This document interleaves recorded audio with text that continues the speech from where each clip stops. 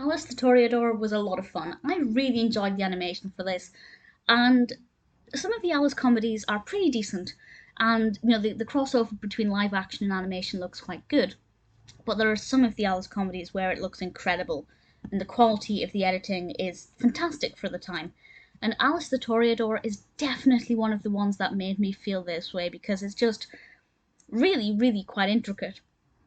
Alice and Julius decide to pose as bullfighters, but their bull is not the typical bull that you would find in a bullfighting ring.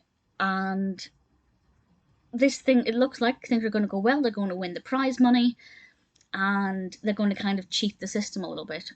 But the bull they end up fighting is not the bull that they entered into the competition with, and things go a little bit drastically wrong. We are aware of this ahead of Alice being aware of this. That little bit of dramatic irony makes this all the more interesting. But I really thoroughly enjoyed, well, actually, I thoroughly enjoyed the animation, but the bit where Alice picks up one of the bulls by the tail and smashes it against the floor several times may not necessarily be in the spirit of today's Disney.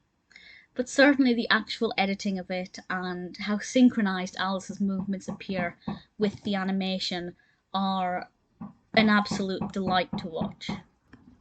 I apologise if you can hear my neighbours banging against the wall. They've been doing construction on the adjoining wall for the last 4 weeks, and not once did they have the courtesy to actually tell me they were going to be doing this.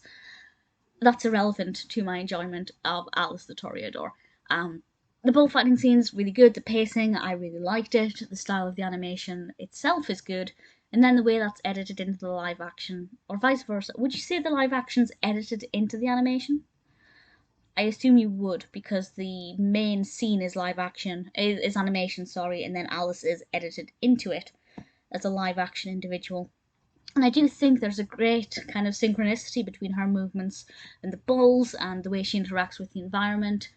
It's usually the case, of course, with an Alice short, but I just find that this one, more than a lot of them, seems to be very well edited. And Julius in this, he's not as prominent as he is in some of the shorts, but certainly he appeared a decent amount of time, and I thought he was really enjoyable as a character, as is always the case.